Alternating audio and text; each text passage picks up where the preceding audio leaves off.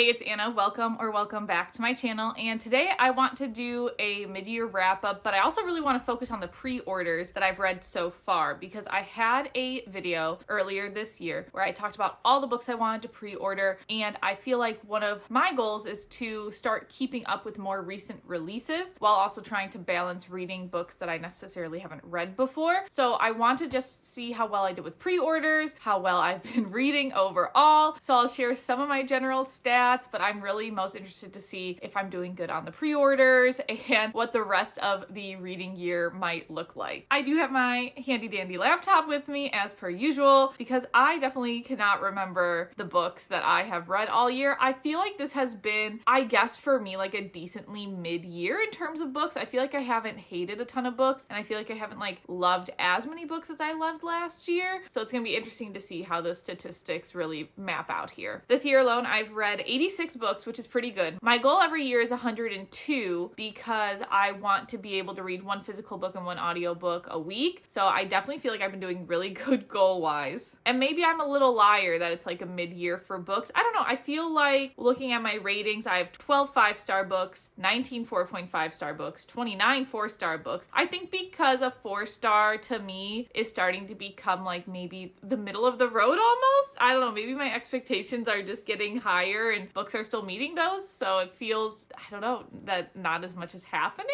I'm not really sure. That's interesting to see. I have no 1-star books, which is great. I have 3 2-star books and 3 2.5-star books. I'm really hoping I don't have a 1-star book this year. That's not necessarily fun for me to have, but we'll end up seeing what happens. In terms of the different formats that I've read 20 physical paperback books. I'm pretty proud of that because I don't know how many weeks there's actually been already this year. Well, if there's 52 weeks in a year and we're a little over halfway, there's 26 weeks that's gone by. And if my goal is to read, one physical book a week, already with the physical paperbacks, I'm almost over that goal. Adding in the hardcover, so 35 physical books, which is definitely ahead of my goal. And then ebooks, there's also 15. I didn't realize I had read that much. So 50? No way. Really?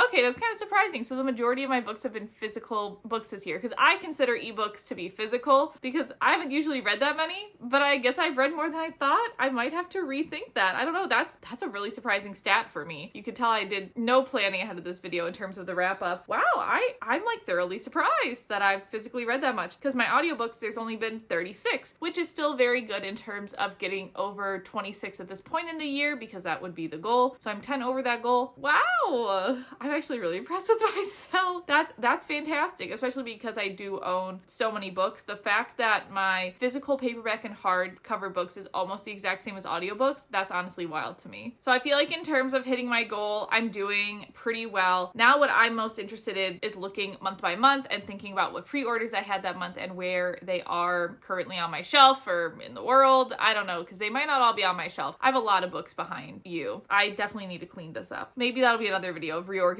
my bookshelf. As you can see, there's some blank spaces on my bookshelf. I've loaned out some books, so definitely need to get a little bit more organized. So in the month of January, I read 16 books. I feel like that was a very strong start to the year. My pre-orders for January was The Fury by Alex Michaelides and then The Improbable Meet Cute Amazon Original Stories. I definitely remember throwing The Improbable Meet Cute in there kind of last minute, but it had 3 authors that I love in The Improbable Meet Cute series, so I definitely wanted to make sure I got it done in January. I did indeed read The Fury. I rated this 4 out of 5 stars. I think it was obviously a very different format for Alex Michaelides. So he's written The Silent Patient and The Maidens, and with The Silent Patient and The Maidens, you're really following one person as they have some specific task they need to complete. And in The Silent Patient, that task is trying to talk to a patient that killed her husband and then hasn't spoken for years. And then the task in The Maidens is trying to figure out this string of murders that is happening, right? With The Fury, you actually have 6 perspectives. Not all of them are necessarily covered, but you follow these 6 people more than Alex has ever taken on before, and they all have some type of connection to each other, whether it's family, whether it's friends, and they go to this island, and the island has a really bad storm and they can't leave, and then somebody is murdered, so you have to figure out who the murderer is and who is murdered on this island. So it's clearly a very different format than his previous 2 books. I was lucky enough to get this book in a book event through Anderson's Bookshop, and I was able to meet Alex in person. So I feel like that's really exciting to have my first pre-order on my list, somebody that I actually met in person. So this is a signed copy of The Fury as well. My other 2 books are signed by him as well, for The Silent Patient and The Maiden. So I feel like I am really impressed by that. And again, 4 out of 5 for my first pre-order of the year, I feel like is starting us off pretty strong. With The Improbable Meet Cute, and I'm definitely going to have to look at my computer for this one, I've read 5 out of 6 of them. I haven't even read the last one. That's terrible. They're short too. I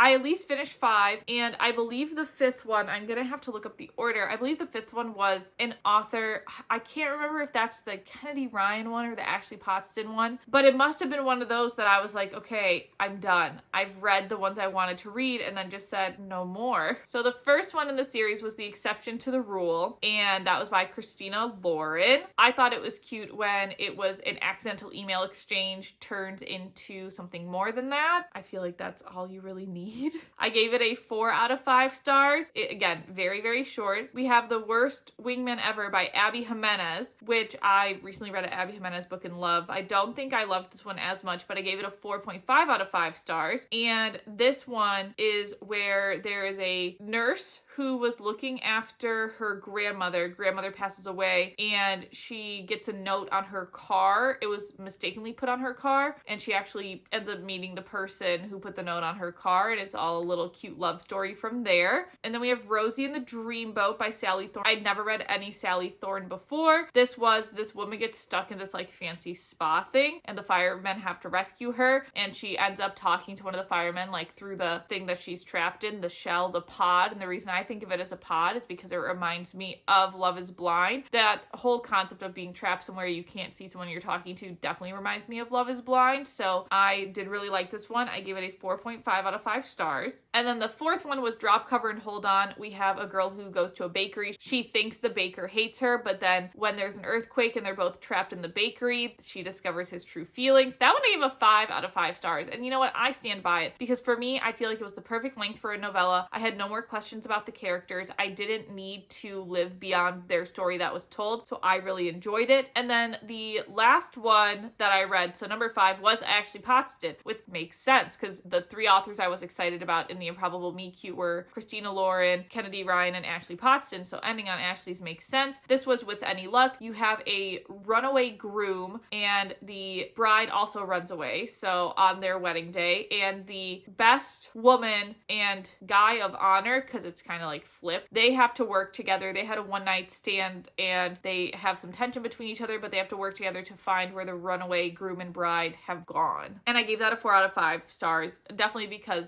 I remember the main guy being so annoying, and this, my bad there for not liking an Ashley Pottston male main character, but he was definitely my least favorite. So the only one that I still haven't read is Royal Valentine by Soraya Wilson. I should just read that one. I should just sit down and read it. I can probably finish it in, I don't know, 2 hours. Oh my goodness. So not starting off the strongest with my pre-orders from January because I didn't fully wrap them up, but 5 out of 6 I feel like is still pretty good, plus reading The Fury, so not the worst start in terms of pre-orders there. And then it's funny because looking at my January highest read and lowest read, my highest read was actually a February pre-order because I got this book as an ARC, which is fantastic. So in February, my pre-orders were If Only I Had Told Her, which is the sequel to If He Had Been With Me. I believe that's the title of it. We have The Teacher, which is a Frida McFadden book. We have Magnolia Park's Into the Dark. We have The Partner Plot, Tender Beast, and Fate Breaker. So of my 6 pre-orders in February, I actually read all 6 of them, so I'm super excited to talk about them because I actually read them all, and I feel like that's a lot of pre-orders in 1 month to keep up with, and I'm just really proud of myself for being able to read all of them. As I said, in January, The Partner Plot was my highest rated book, and that was a pre-order. I got that as an ebook ARC. My lowest rated book was Our Wives Under the Sea, which unfortunately was a book club book, so I definitely know myself best. Sometimes trusting book club can be a little iffy. So The Partner Plot is the second book in this Christina Forrest Three Sisters universe. So the first book, The Neighbor Favor, I absolutely adored. That's what turned me on to Christina Forrest books. When I saw The Partner Plot was coming out, and I know a third one's coming out, so I'm definitely putting that on my radar for 2025. But when I saw the second one coming out, I decided to look at NetGalley and it was available on there, so I requested it and got it. Super, super happy to get it. Since it's my highest rated for January, I obviously rated it a 5 out of 5 stars. In this book, we're following Violet, who is Lily's sister from the first book in the Neighbor Favor, and Violet is a high-end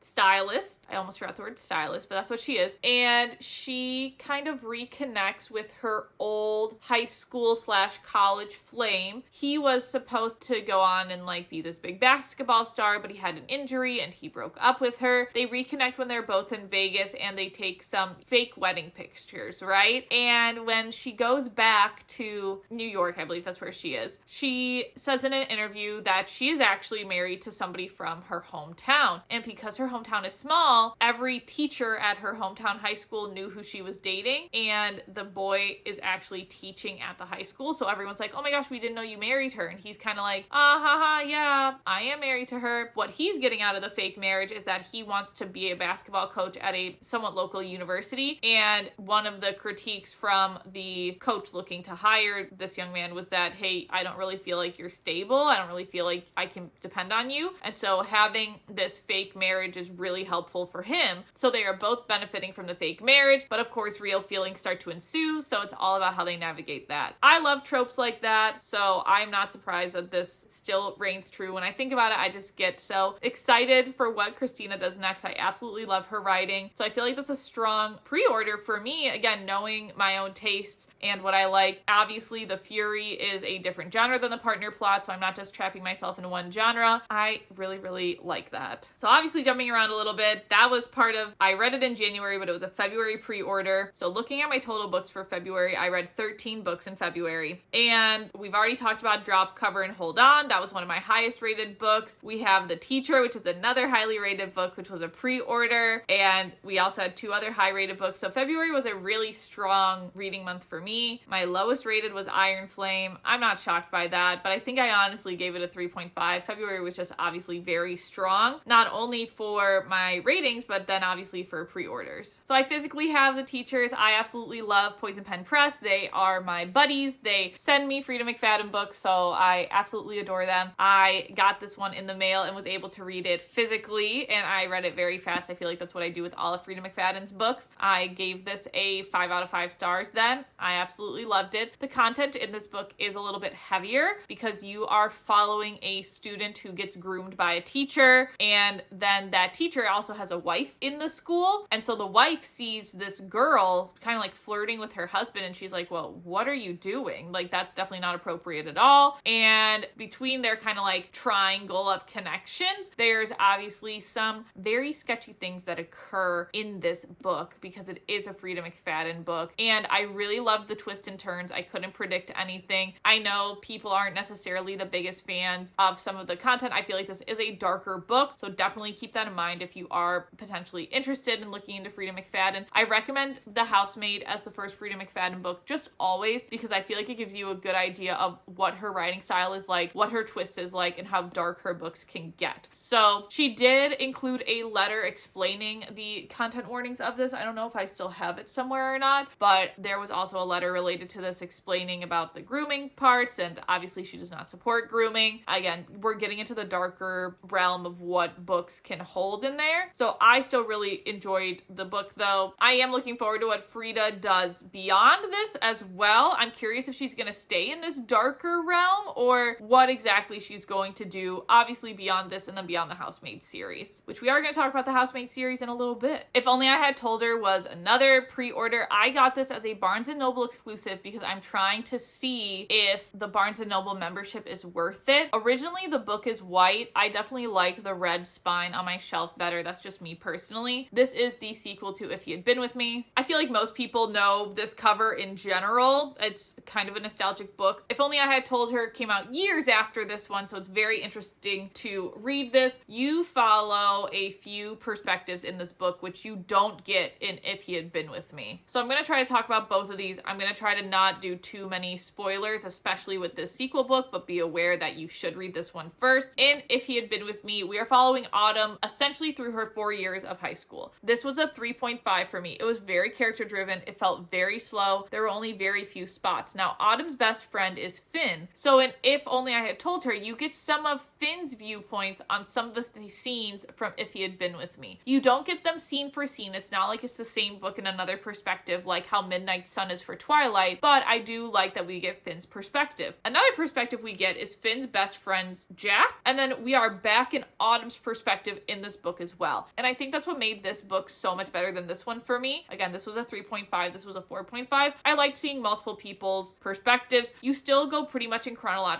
order in this book too. I liked the emotions, the processing that went on in this book, so definitely would recommend both of these. You have to get through this one in order to read this one. Doing pretty good for the February pre-orders so far. We have 3 of them and all of them are rated over 4 stars. We have Magnolia Parks Into the Dark. This is the UK cover, so I did order it from Waterstones. It was my first Waterstones purchase, and since it is the 5th book in the Magnolia Parks series, it's the 3rd of the Magnolia Parks books, there are going to be spoilers for this. What I'm going to try to say too much without spoilers is, with it being the end of Magnolia's journey, you really get to see how much she's grown from book 1. She makes some pretty big decisions in this book. There is a lot of also processing grief in this book, so definitely something to keep in mind. I gave this a 4 out of 5 stars. Magnolia's not my favorite perspective in the series. I definitely like Daisy's more, but I still thought this was a pretty good wrap up. I do think it got a little bit drawn out, especially for the last 100 pages. This is a pretty thick book, so definitely something to keep in mind. I would not recommend reading this unless you've read the other 2 Magnolia Parks books, so Magnolia Parks and then Magnolia Parks Long Way Home. Just keep in mind. But again, we're doing pretty good with February pre-orders of reading them and being over 4 stars. So the last 2 pre-orders in February came out at the very end of February, and then suddenly it was March. So I read both of these in March technically. We have, for our March stats, you can see my highest reads are actually 2 of my pre-orders, not the 2 pre-orders from February. We have Fate Breaker and This Could Be Us. For my lowest reads, we have We Freed the Stars and The Kish Quotient. I read 14 books in March. I feel like I am on a pretty consistent how much I can read. I'm definitely over 10 a month. I don't know how I would feel if I read less than 10 books a month, especially at this point, but I'm just proud to have gotten as many books as I have read this year. I really have just been enjoying this journey, and especially with these pre-orders. So the first pre-order I want to talk about is Lizelle Samberry's Tender Beast. This was a 4 out of 5 stars. I absolutely adore Lizelle's writing. She is definitely an author that I would travel to meet. I have all of her books. I can't wait to see what she does next. I definitely need to keep up with her. I would not be surprised if she turned out another book next year. I wouldn't be surprised if it was already announced and I just haven't looked at it yet. But with Tender Beast, we are following Sunny Bear. She is in a family that has 5 children. Their mother suddenly tragically passes away, and Sunny, the 4th child in order, is thinking that she is going to be taking over the family, but all her mother left her in her will was taking care of Dom, the youngest of the Bear children, who is actually accused of murder. So as Sunny starts to learn more about Dom and learn more about her family, she realizes that there were definitely some secrets that her mother was keeping from her, and now Sunny believes it's on her to try to keep the family safe. There are plenty of content warnings in the beginning. Lizelle's website also keeps you updated with the content warnings. A 4 out of 5 stars for me, simply because it wasn't as fast-paced necessarily every single second that I was expecting, and honestly, I would say, and while the twist I feel like were very good and kept me very engaged, there were definitely parts I was a bit confused on. So 4 out of 5 overall. Still really enjoyed this. I'm really hopeful to meet Lizelle Samberry. I feel like, again, with my pre-orders, I've been very lucky to meet a lot of the authors, and one of those authors that I did meet was Victoria Aveyard for Fate Breaker. This was a 5 out of 5 stars. This is a wonderful trilogy ending for me. Fate Breaker, you are following the same people you have followed in the previous 2 books. They are all over the map. They all have to come together for one final battle against the major villain in this book. I feel like that's all I can say without getting too spoilery. I loved it. I thought it was fast-paced. I loved the twists and turns you still get in this 3rd book, but then I felt complete resolution at the end. I know Victoria's on submission for another book right now. I can't wait to see when it's announced what the next book is going to be. I believe she said it's her first adult book, and I'm definitely going to pick it up as soon as I get it. So pretty strong pre-orders,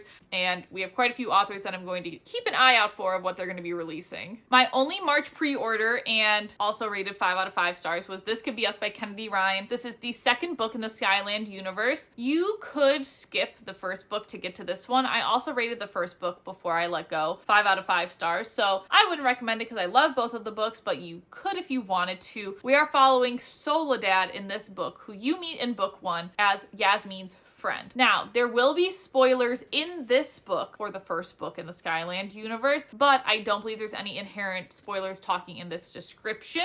So we have Soledad, who's a mother of 3. Her husband goes to jail, and you know what? He sucks. I would say he's one of the best written villains I've read this year. There are definitely 2 that come to mind. He's freaking one of them. And the person that ends up putting him in jail is somebody that then wants to help Soledad, because he knows that even though he put her husband away, that Soledad was innocent in all of it. The company wants to punish Soledad and the kids, but the person that put her husband away, his name is Judah. I did have to check because I forgot. Judah really wants to help Soledad because he feels like she doesn't deserve the wrath of what the company wants to do to her. But Soledad decides to go more on like a self-exploration journey in this book, and I think that's what makes it so beautiful, is that she doesn't go right back to having a man in her life right away. She really builds her own stable foundation and decides when she wants to let somebody else in, and I feel like it's a lot of reclaiming her power in her story. Some people might think that's a little bit too much, but I definitely really enjoyed it. So for my only marked pre-order, it definitely delivered, and I will be looking out for more books in the Skyland series for sure, because I absolutely love the way that Kennedy writes this. This is slightly spicy. I don't think it's anything like too crazy, but definitely something where if I saw like a 13-year-old reading it, I might raise my eyebrow just a little bit. All right, we are officially moving on to April now. I read 15 books in April. I was rocking it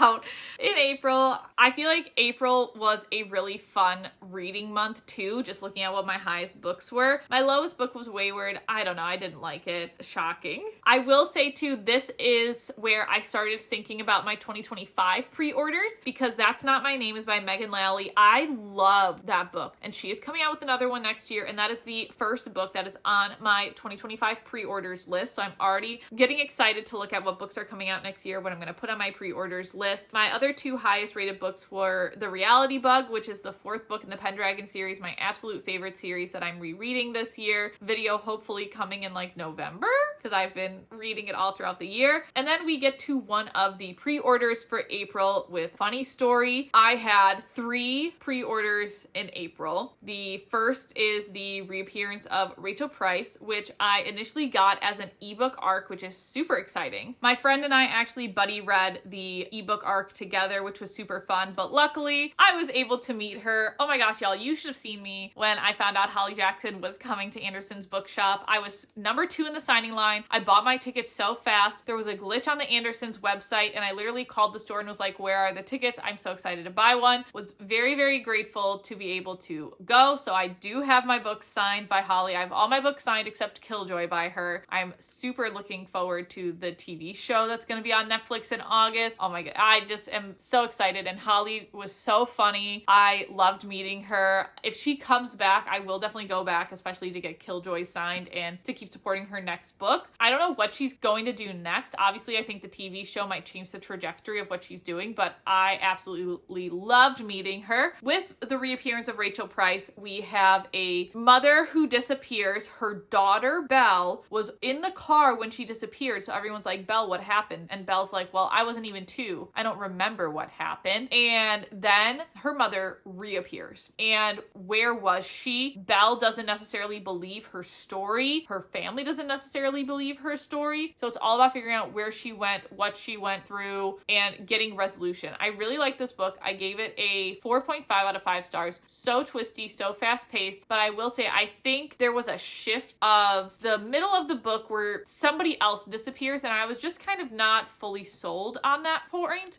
until the plot twist brought me back to it. So again, 4.5 out of 5 stars. I still really enjoyed it, and I'm just over the moon, so grateful to have met her. I'm sure we're all shocked. Funny Story is on my pre-order list. Whatever. I like Emily Henry quite a bit. I did not like Happy Place, I will say that, but when I saw that this book was back in kind of her usual format, what I think of Emily Henry's usual format is just focusing on one storyline. Happy Place focused on like 3 really, and it just felt like too much. Also, I hated Win, but I'm back to liking Emily Henry's main male characters with Funny Story with Miles. This is really interesting to me because we have Daphne, who was engaged. Her ex-fiance, so breaks it off with her, starts dating a woman, and that woman has to break up her boyfriend. So the ex-boyfriend is Miles, the ex-fiance is Daphne. They end up living together because the new girlfriend was living with Miles and Daphne was obviously living with her fiance. So it's almost like they like traded places, and Daphne is not sure what she wants to do with her life, and so Miles decides to help her really explore Michigan to see if she truly has a place in the state. I know some people are like, Daphne just goes back to circling her life around another man. I don't really believe that. I think that he wanted to show Daphne how she could stay in Michigan with his support, with showing her around, with paying attention to her likes and needs and trying to find things related to that. Everyone has a different opinion though, so that's okay. So I gave this a 5 out of 5 stars. I saw a lot of myself in Daphne and a lot of my husband in Miles, so I feel like this was one of the most like personal ones to me. I do think this is my new favorite by her too, but I feel like I gotta sit on that maybe just a little bit longer.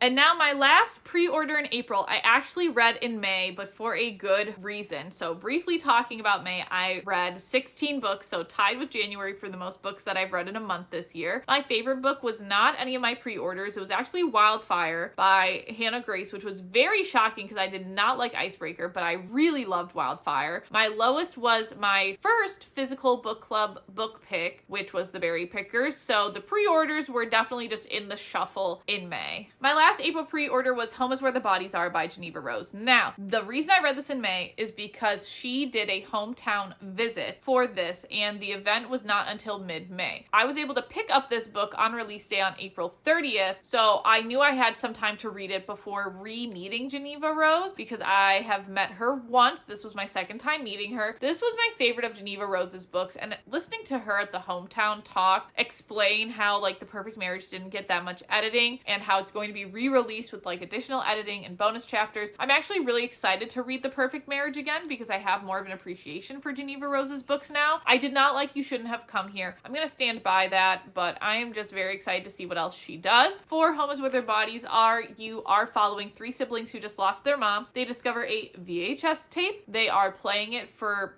memory's sake, and they discover their father on camera covered in blood asking their mother to cover up a murder of sorts. So they're trying to figure out who was murdered, what happened, and really get peace after their mother passed and their father has been like out of their lives for years and years. I gave this a 4 out of 5 stars. It just wasn't really as thrilling. It was just more tension building, and I like my books a lot more thrilling. So 4 out of 5 stars, I still think a respectable amount and a very happy way to round out the April pre-orders. In May, I had 3 pre-orders. One I actually just finished in June reading, so I will talk about that one last. The first one was The Honey Witch. This was an e-arc that I got. Very grateful for. I ended up giving this a 4 out of 5 stars. You are following Marigold, who is asked to be the next Honey Witch, which she has to leave her life and move to an island to take care of the creatures, specifically the bees that are on the island, and learn magic from her grandmother. I'm pretty sure her name is Marigold. I actually don't remember her name. The other main character, her name is Lottie. She's this like local grump that doesn't believe in magic, and so Marigold really has to convince her that there is magic, and then they end up forming a relationship through the trials and tribulation that are put in front of Marigold. Yep, her name is Marigold. I was right. Very happy about that. So I enjoyed it. This is my first book, I feel like, from a true TikTok-based author.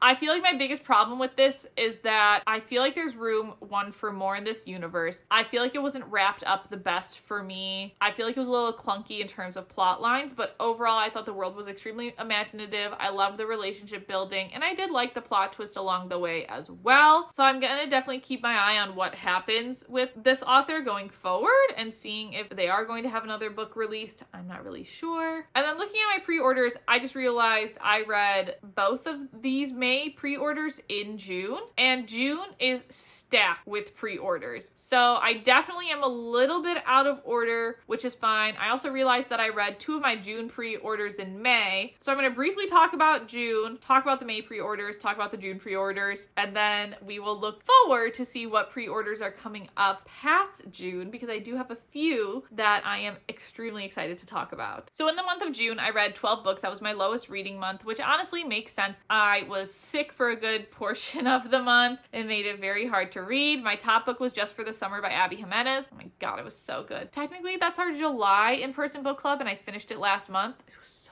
good. And then unfortunately Yours by Tessa Bailey was my lowest rated book. That was a 2.5 book. Definitely did not like that one very much. So the main pre-orders that I read in June were from two authors, obviously, that I like, if these are all pre-orders. The first I want to talk about is The Paradise Problem. I did tab this because this was actually our June in-person book club pick. I gave this a 4 out of 5 stars. You have to like reality TV if you're going to read this book. I'm going to tell you that right now. If you don't like reality TV, you're not going to like it. The Paradise Problem, we follow Anna and Liam. They got married to get cheaper student housing. Liam leaves after 2 years. Anna thinks they're divorced. Plot twist, they're not. Liam actually has to remain married for 5 years to get a huge inheritance, but now it's been almost the 5 years and the family wants to meet Liam's wife. So then Liam has to convince Anna to come with him to his sister's extravagant wedding on these private islands, and Liam thought that Anna was a doctor while Anna decided to follow her passion to be an artist. So hilarity ensues with the family. It was a little overly cringy, which is why I'm giving this a 4 out of 5 stars. But overall, I really liked this one from Christina Lauren. I thought it was super fun. Again, if you like reality TV, this is going to be right up your alley. If you don't like reality TV, just scroll by this. So I was not disappointed in this one specifically, but my other pre-order I was a bit disappointed in. All of my pre-orders up until this point have been above 4 stars. This is the first one below 4 stars, which I feel like makes it pretty low on the pre-orders list. This summer will be different. This just felt completely different from Carly Fortune's other books. Every summer after I gave a 4.5 stars, Mimi at the Lake I gave a 5.5 stars, so I was really excited to see the progression of Carly's writing. With This Summer will be different. You are following Lucy, who is supporting her best friend as her best friend is like freaking out less than 2 weeks before her best friend's supposed to get married. And Lucy goes back to Prince Edward's Islands where her best friend is from, but of course she can't fully focus on her best friend because she's been hooking up with her best friend's brother in secret almost every time she's gone to the island for the past 5 years. I'm sorry, that's not a trope that I really like. Your best friend is freaking out, but you're more focused on her brother and you're also keeping it a secret from her. I'm sorry, it's not my favorite of tropes. I thought it was just not executed in a way that I enjoyed it at all, especially because when her and the brother first hook up, it's completely accidental. I feel like if my best friend literally accidentally hooked up with my brother, who by the way, his name is Felix, but her best friend calls her brother Wolf, I would not connect the two. So I feel like there's grace that could have been given, and I feel like knowing her best friend in this book, grace would have been given, and Lucy's all like terrified and keeping secrets. So I just didn't really like it. I do like the resolution at the end. I do like the cute memories that are in this. So this was a 3 out of 5 for me, which again is pretty low considering pre-orders, but at least I didn't dislike it. I still want to see what Carly Fortune does. I hope she goes back to the memories that I have with the first 2 books, but we'll just kind of see what she does. Alrighty, now we're on to the June pre-orders. There are 2 pre-orders that I know I'm calling them pre-orders. I haven't actually pre-ordered them, and one of them I'm not sure if I actually will. So the first that I'm not sure if I'm as interested in anymore is 1,000 Broken Pieces. It's the sequel to 1,000 Boy Kisses, and I just don't know if I want a book like that right now. So I think I was more excited for it at the beginning of the year. I'm not as excited, and I'm supposed to buddy read it with a friend, but neither of us have brought it up, so I don't know if I'm gonna actually get to it. The next pre-order that I actually didn't pre-order but I do want to pick up is Tangled Up in You, which is the 4th book in the Meant to Be series. It's written by Christina Lauren, so I definitely want to pick it up and read it. It just hasn't necessarily been as high of a priority as some of the other books that I've gotten recently. And then I have 5 other pre-orders that I want to talk about for June, which I just think is absolutely bonkers. This month has been crazy. I'm happy to report that I've at least read 3 of them, and I'm currently reading 1 of them, and I have plans for the last one. So 7 pre-orders with 3 read, 1 that I'm currently reading, 1 that I have a clear plan for, 1 that I want to buy, and then 1 that I'm not sure about. I feel like that's decent overall. First is the Stardust Grail, which I'm so happy to be holding this in my hands because I got this as an ebook arc, and then the author reached out to me and was like, hey, we're mutuals on TikTok, do you want a physical book? And I was like, I would love a physical book. I do have it as an e-arc, so if you want to give this to somebody else, you can. She's like, no, I want to give it to you. So I do have this. It's signed by her.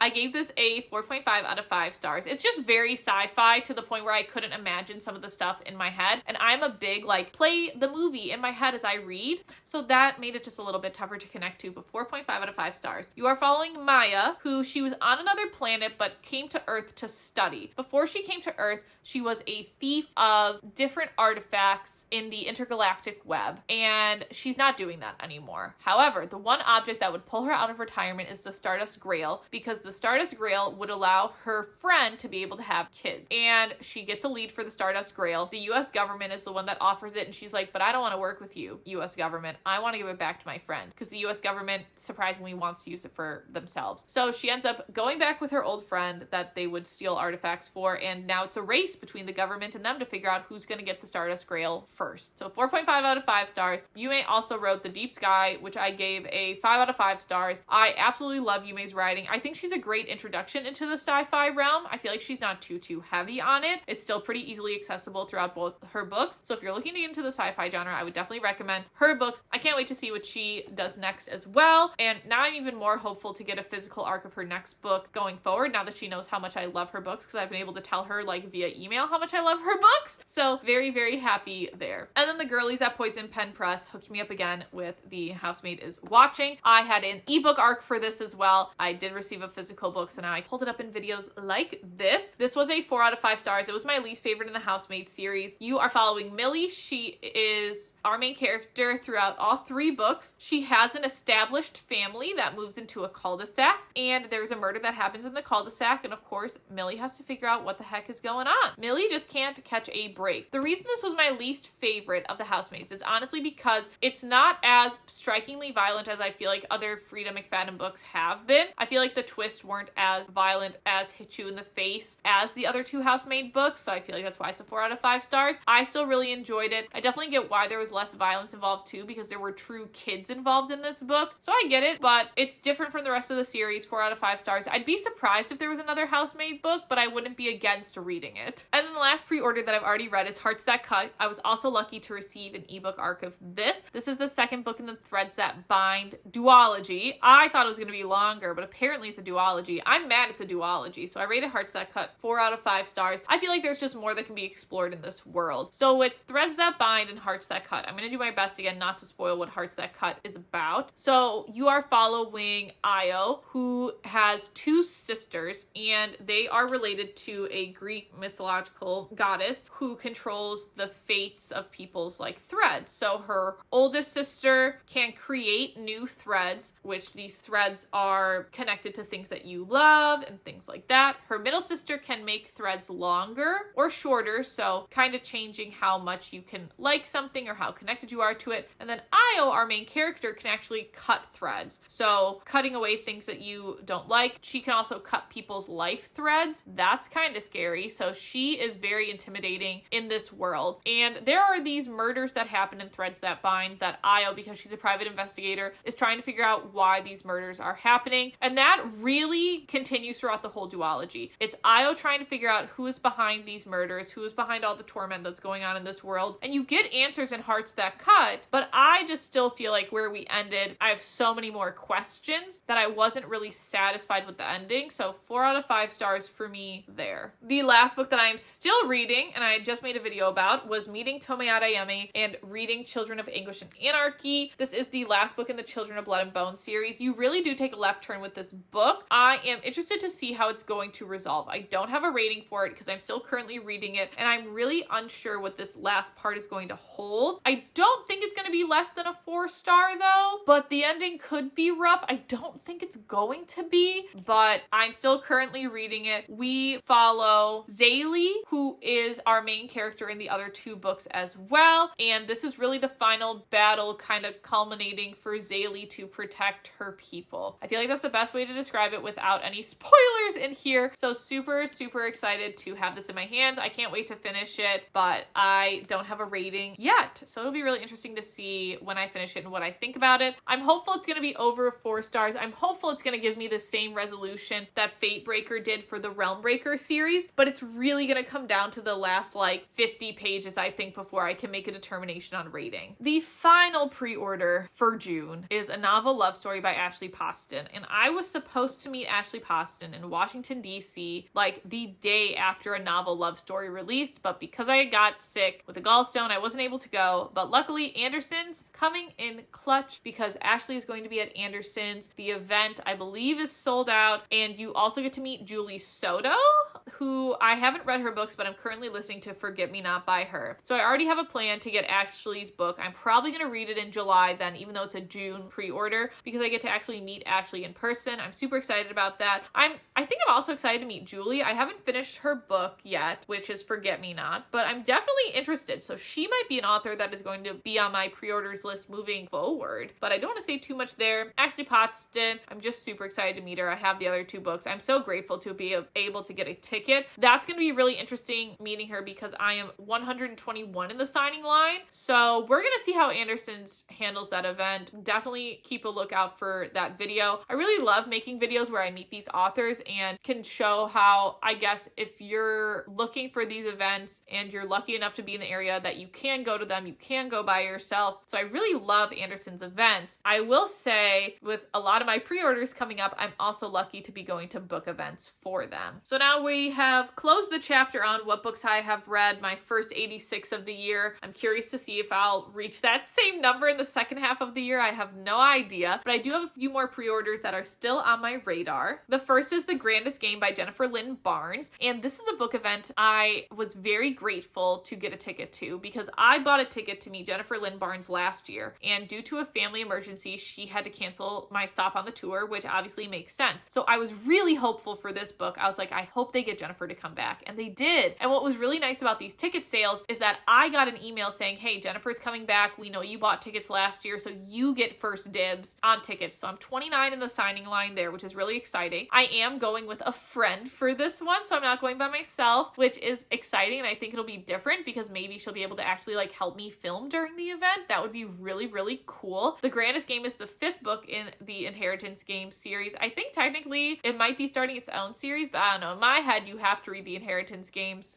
at least the first 3 books, not necessarily the Brothers Hawthorne before you read the Grandest Games. That's just my opinion though. So I'm super lucky to have a book event related to that. That's my only July pre-order. So I feel like we're winding down on the pre-orders. I actually only have 3 more for the entire year that I'm really looking out for. The next pre-order, which is my only August pre-order, is Guardians of the Dawn Ami, which I actually have an arc for, so I just need to read that. I better read it this month in July or I'm going to be behind on my arcs. This is the 2nd book in this Guardians of the Dawn series. The first was Zara. Now we're following Ami. I'm super excited to see. I have no idea what the book's about beyond that, but I'm still very anxious to see what that book holds in store. In September, my pre-order book is for Celestial Monsters. I have requested this on NetGalley. I have heard nothing, which I think is somewhat better than being rejected because there's hope, but I found out he is also actually coming to Anderson's. I bought a ticket, so I get to meet him in person. I'm so excited. I do have my doubts about Celestial Monsters. I feel like it just turned into like a Percy Jackson type deal where the first book with the Sunbearer Trials was not like Percy Jackson at all. So I'm definitely interested to see what's going to happen, and I'm really, really excited to be able to meet the author in person.